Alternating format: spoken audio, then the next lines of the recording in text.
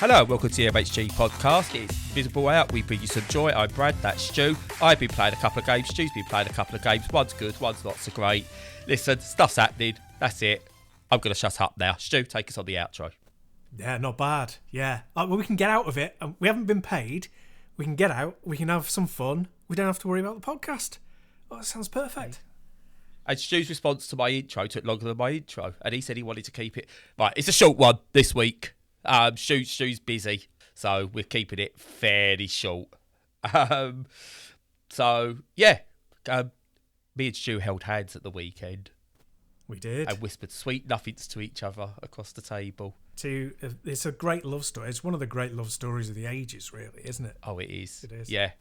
It was amazing. Yeah. And his eyes, they're so dreamy. Oh, the bloodshot most of the time. I actually got up to Liverpool this weekend. We didn't have any dramas on the way up. We got to go to a football. The football game was rubbish. Let's not talk about the football game. Liverpool lost 6-0 to United away. It was not very fun. But Edith got to go fulfil a little mini dream of hers and got to go on the supporters coach, which was amazing. We caught up with friends we haven't seen for 13 years. As well, and there'll be further developments from that, which I'll talk about one day. Obviously, the highlight was getting to see Stu. I'm not sure if he's buried Mel anywhere because we didn't get to see Mel. He claimed she was away. Just saying, I've seen Brookside. You can't trust these claims all the time. So I would take investigate. I would take it with a pinch of salt, whatever I say, to be honest. Yeah. And I say, when I say Brookside, I mean like the under the patio one, not the banging your sibling one. Yeah, that's the wrong storyline. Without a doubt. But yeah, no, it was fun and it was really nice to see Stu. Now, what we didn't do was take any opportunities to get any like promotional photos or anything like that because that would have made sense. Bloody hell. Hey, yeah, but there you go. Lucas didn't bring his camera anyway, so what are you going to do? Nobody wants to see us anyway. Let's face it. Speak for yourself. I'm hot. Okie dokie. Dear. But yeah, no, it was loads of fun. I love being up in Liverpool. It's just a lovely place to be. Lovely people, lovely city, lots of things to do. And yeah, one day permanently. But yeah. Anyway, talking of permanent, do you know what is permanent, Stu? What's that? Video games. I forgot what he was talking about. They completely forgot for a second. Wait, I don't know. What are we on about? I don't know. What? Yeah, video games. So what have you been playing? Well, I have been playing a game called, now let me get this right, Scrap Raiders? Scrap Riders. Riders! You know, sometimes like you play a game and you don't pay any attention to what it's called. Yeah. Or is that just me? No. Stu, you see me try and get my head around names of video games. Come on. True. This is true. I'm going to play the I'm undiagnosed ADHD card, I think. Because there's a possibility. But yeah, so I've been playing that and I've been playing it on the deck. And it's what it is. It's a kind of mashup, the kind that in a lot of ways reminds me of the things that I have been asking for years and years and years, which is a bit more genre mashup and not just a genre mashup in, it's a card game and a roguelike. Because it's like, yeah, we've got 7 million of them. Let's start thinking out. Well, you're treading on eggshells there, Stu. It is kind of thin ice with you, that one, isn't it? Yeah. You know I like those. But without criticising that type of game, I like it when there's lots of stuff coming along where they're blending genres and trying to do something a bit new. And this is a blend of a point and click and a beat 'em up. So as you'd expect, that's not a very common mixture.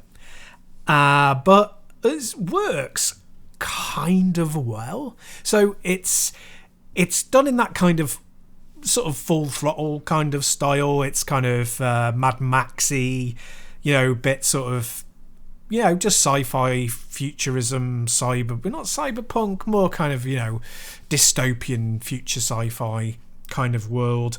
But it's humorous. as a lot of point and clicks Apocalypse are. Punk. Yeah, Apocapunk. There we go. Apocapunk. Apocapunk. There you go. We've invented a new Term. style. I like it. Apocapunk. That's a good one. There you go. So yeah, it's done in the well-known Apocapunk style, and it's quite humorous, and it's a little bit grown up in terms of its humour and stuff like that. So yeah, it's quite subtle in places. So what you'd expect from a that kind of point and click type of game. And the fighting at the moment, where I've got up to, is fairly straightforward. It's not very complex as you'd expect, but it's fun enough, and it's a nice break up from the conversational part of the game. The graphics are the standout really at the moment. They're really lovely. And this one reminds me of Amiga games, and it's got that kind of Amiga game kind of look to it, or 16-bit era anyway. So yeah, very sort of chunky pixelated graphics. It's got that kind of lots of cute idle animations like in Monkey Island for like not just you but the NPCs, and you go around characters. Obviously you've got tasks to do and you've got a storyline to fulfill, and you go around all of these different like colourful characters and chat to them and pick up items that you then have to combine with other stuff. And yeah, so far it's quite interesting, and it's a bit of a good laugh. The only criticisms I've got so far, and they're comparatively minor, there are no, that I can see, accessibility options. So it's black text on white background, which can be a bit much for some people, and also you can't change the size of the text, and it's probably quite big on a big screen, but it's small on the deck. And anyway, it should just be, for me, blanket across the board. You can make text as large as you like. And the other thing is, more of a kind of gameplay thing, is the text doesn't scroll very fast and you can't change the speed of the text. And I read incredibly quickly, so I get quite bored when I'm having to like click through really slowly with slow text. So I'd love to see them add in that you can just press A whenever you want, and it will instantly display all the text and just go through it really fast. Yeah, or do that speed up thing that some like Persona does. Absolutely, any of that. Yeah. So yeah. But apart from that, even though it's not in my genre really, because I don't play a lot of point and clicks, it's really good. Cool. Yeah, though it looks interesting. Unfortunately, the accessibility settings possibly mean I'm out unless I can pick it up on a ridiculously cheap sale or something like that. But it looks interesting. All the images I saw made me go, do you know what? I'm gonna keep an eye on this one. So I'm glad it's kind of interesting at least. It definitely is. It's got a nice kind of, well, I don't know how to describe it really. It is very much like Mad Max, but like fun Mad Max rather than bleak. Brown. Yeah, exactly. Cool. So yeah, cool. Yeah, pretty good. One to keep an eye out for me. Cool. So moving on, I've been playing. You'll sense a theme. I've really been getting into city builders, and I've been actually starting to get into sort of like RTSs and stuff like that as well. So the first game I've been playing is called Surviving the Abyss. Look, we've had city builders everywhere. We've had city builders on Earth, of course. We've had city builders on strange planets. We've had city builders on the back of walking animals. We've had city builders on Mars. We've had city builders in miniature on a seesaw. All of those things. So why not stick one in the sea? There are probably others, but I've not played one. So I've been playing Surviving the Abyss. Ooh. Disappointingly, not based around the film. I did look. This is set in 1976. The film was set in 1994, released in 1989. They've missed a trick there. I'm just going to point that out to them. They've missed a trick. Yeah. But basically, you basically need to manage as all these things start, a deep sea science building type place. What are they called? What are science buildings called that they call them? Like they're big. Facility. And basically the idea is you're trying to perfect cloning, essentially, when that's the idea of everything. So you get down, you've got somebody's kindly already built like a central base for you down there. No explanation as to why that's already there, but hey, it's already there. You go down, you've got to basically do what you do in a city game. Expand, live off the what's available to you resources wise, expand further, etc, etc, etc. But because it's 2023 and you can't just have a nice casual city builder set under the sea, of course there's twists. There's horrific twists, which will basically turn this into a survival city builder. Excuse me. So you've got to do things like make sure your power stays on, you've got all your food, and you continue to expand and explore and do all your research. But as you progress further out, you start to discover that something's out there, something sinister. Now, it doesn't, what I really like, and I actually really like this, it doesn't really give you any clues as to what that is. It does, do you know when you watch a horror film, and you've got a horror film where they go, oh, here's the big bad thing, and you're like, oh, I'm done now. Yeah. It's not scary anymore. And you get others that tease, and they're really scary until the point they reveal. You're kind of like, well, yeah, great. I should have just never bothered revealing it, in all fairness, because it was brilliant until it. Well, this is doing the we're not going to reveal anything really thing, and it's keeping me on edge as I'm playing it. I'm not scared. I don't get scared of these things, but it's on edge to go. Oh, what happens if I expand here? Is this worth expanding out this far, or is this going to destroy everything? And yeah, it's just really, really good. It's still in early access, so there's constant updates. When I first played it, this was even before it got its actual public release. But when I first played it, it was uncontrollable with the Steam Deck, and already now, I can play it pretty well, pretty smartly on the Steam Deck. Right. And yeah, it's one that's got legs. I think if anyone's into survival builders, colony builders, city builders, all that kind of thing, and even like exploration-based games, there's definitely something here.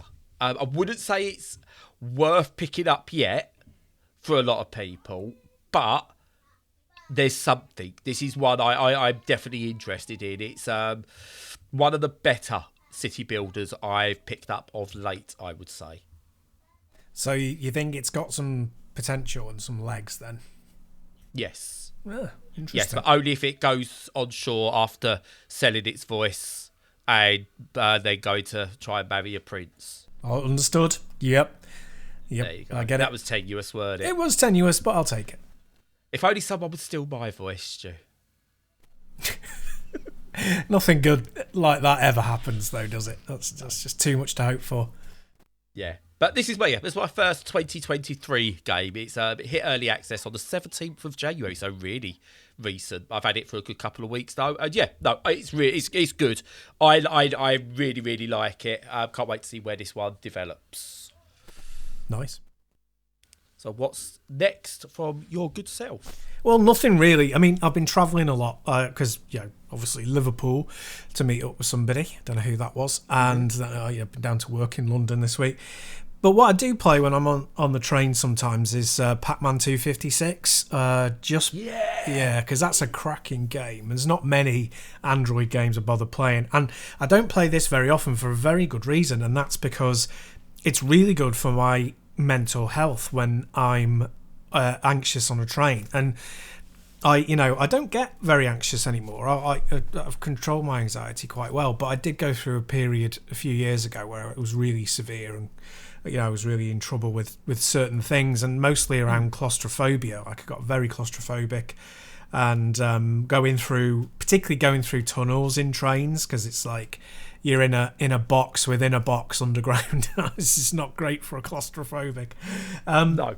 So what I would do is I'd stick my headphones on and play Pac-Man 256, specifically that because it requires so much concentration to get anywhere and do well that it takes your mind off it. It's a really, really good distraction.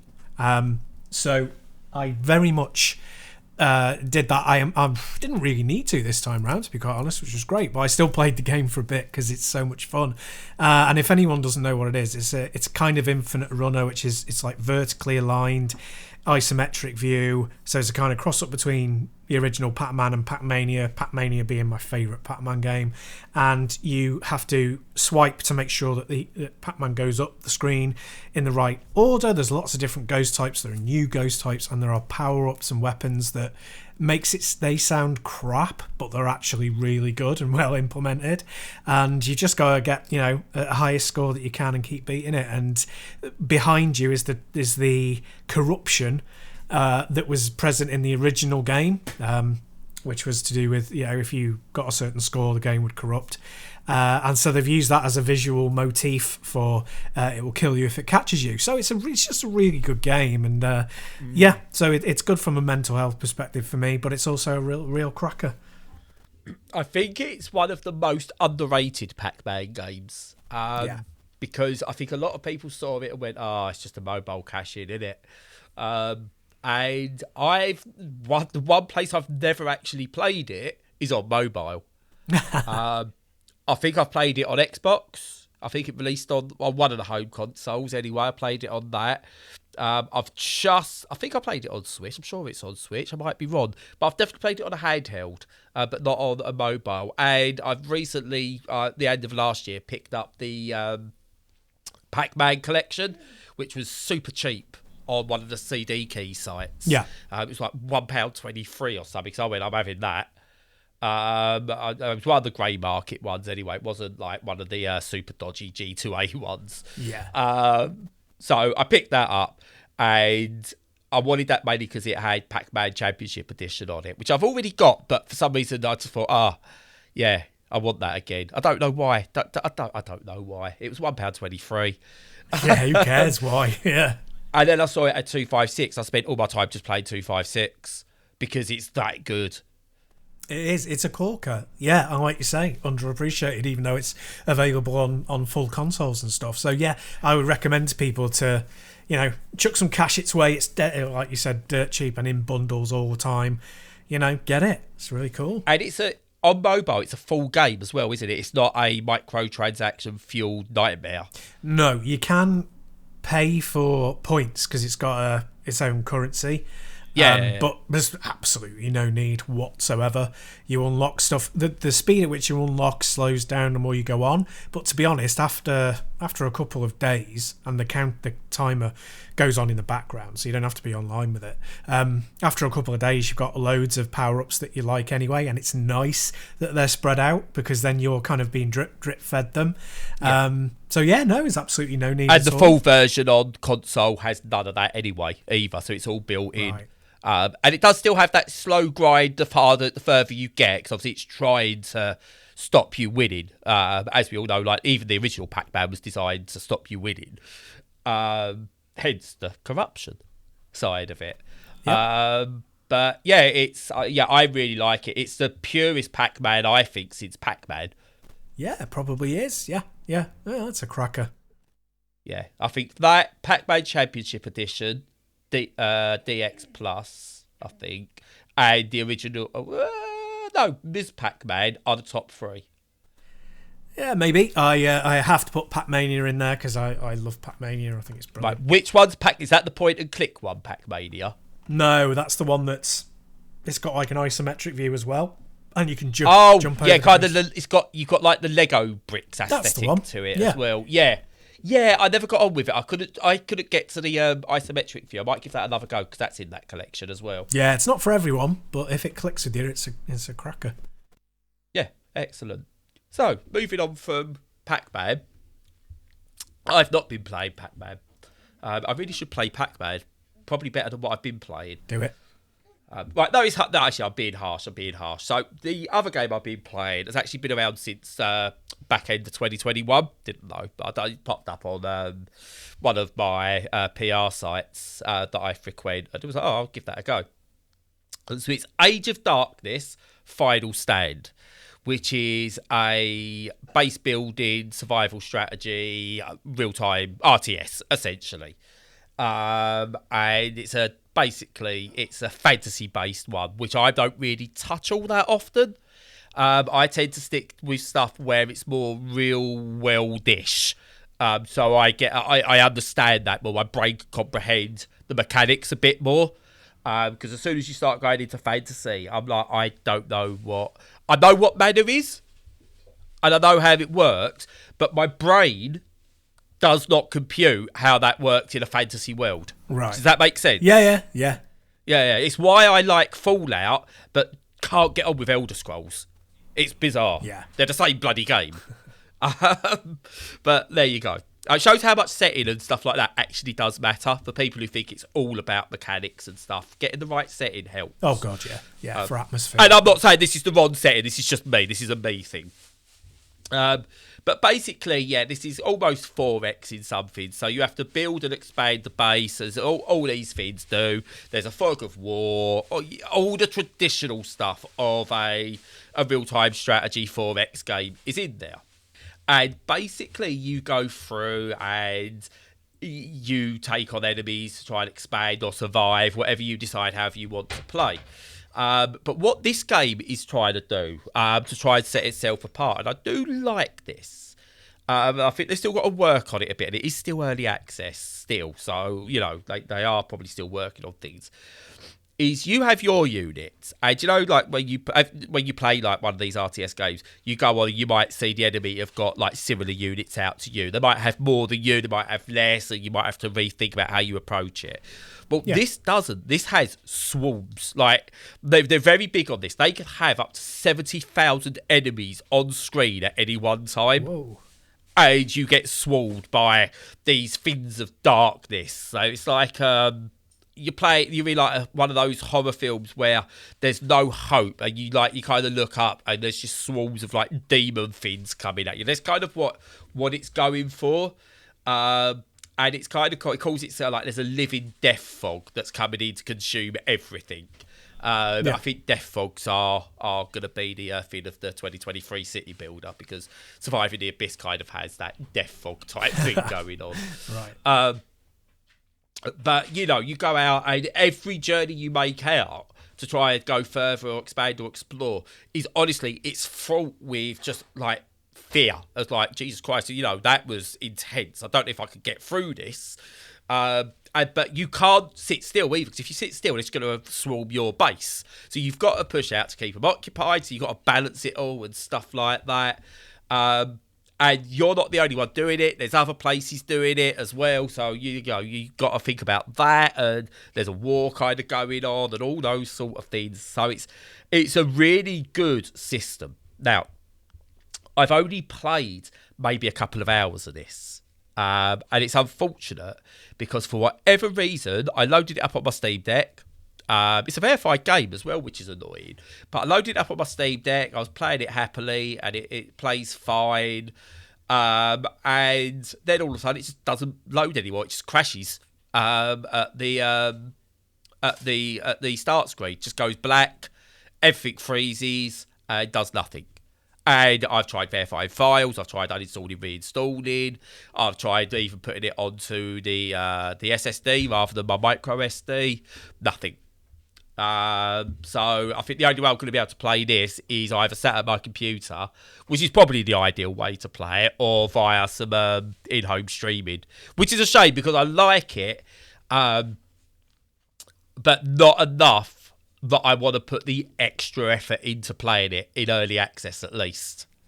Yeah, so it sounds like something that might have happened on the deck, an update perhaps that broke it.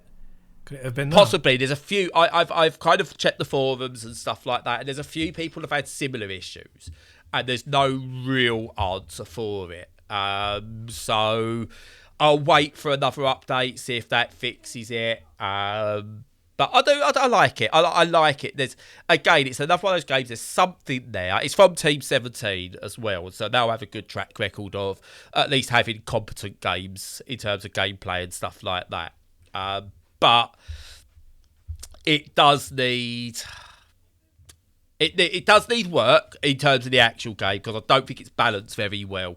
as it stands. So it does need some balancing work. But again, it is early access, so that will come. It's playable when you can play it. It's just a shame that I wasn't able to get more than a couple of hours in before it decided it didn't want to play with me anymore. Yeah, just like when we had a coffee, Stu. We all feel like that. Yeah. Couple of hours, yeah. Done. Yeah. See you next year. Yeah. I'll walk you to the bus stop. Let's go. But yeah, no, it's good, honestly. It's a decent game, but yeah, it's a shame I can't play anymore at the moment.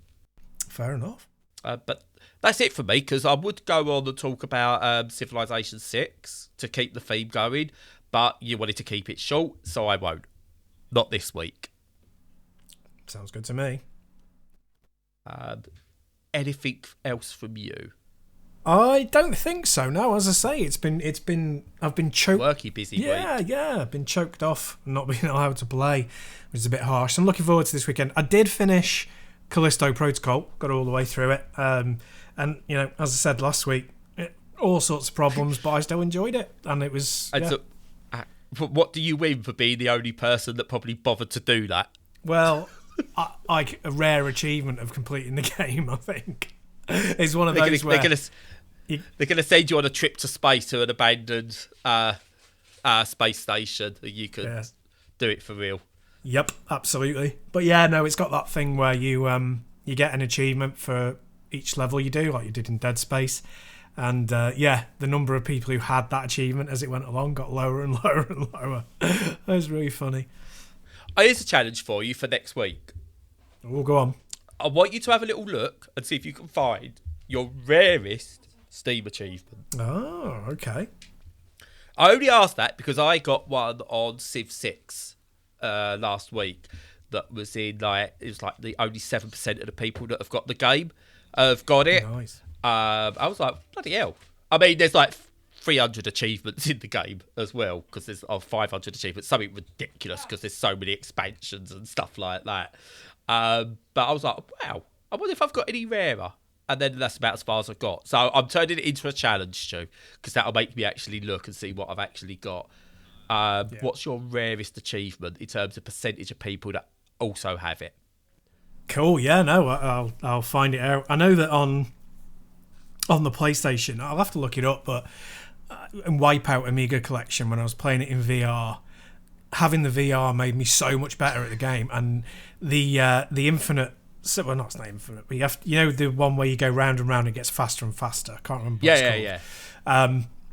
That one I completed it, like every single challenge, and I think that was something like at most 1%, but I think it was probably more like 0.5% of people had that achievement. I'll look it up. I'll see if I can look it up. Yeah, definitely. But yeah, I think you'll definitely win, because I kind of get bored of games like. Either see the credits go, that'll do, or I go, something else is out and it's shining. Yeah. So I'm expecting that 7%, I reckon, may well be probably it, but we'll see. I'll have to go through and do a bit of a search on games I've played and where they are. Here's a question for you. Do you use one of those sites that you log into Steam, but it's not Steam, so it gives you loads of extra information? Because what now? You know, there's websites that you can log in with your Steam credentials, and it will give you all your Steam stats and stuff. It's not Steam. Yeah, there's a few of them, because Steam has an API where you can just hook onto it and because it takes all the data and everything. Yeah. And there's a few sites that aggregate all the data and make it easier to look through. But I can't remember them now. I haven't used one for years. I've forgotten them. I'll have to look it up, because I was literally going to go through all my games one by one. Yeah, you really don't have to do that. No. Yeah, that's what I was going to do. I was going to spend a couple of days just going through like 2,000 games and seeing what my Steam achievements were. No, that's probably a better idea, to find a website that will do it for me. Yeah, I think that's definitely the better plan. Yeah. If anyone's listening to this, and I know there's more people listening to this now than there have been in the past, so welcome. Let us know when we put this up on Twitter next week. Whether on this, it's already live. you'll know it's up on Twitter. Response to the tweet. I don't know why I'm going to... When we put... It's up on Twitter. If you're listening to this, it's up on Twitter. When you've listened to this, check your achievements, reply to the tweet or on the Discord or wherever, and let me know what your rarest achievement is.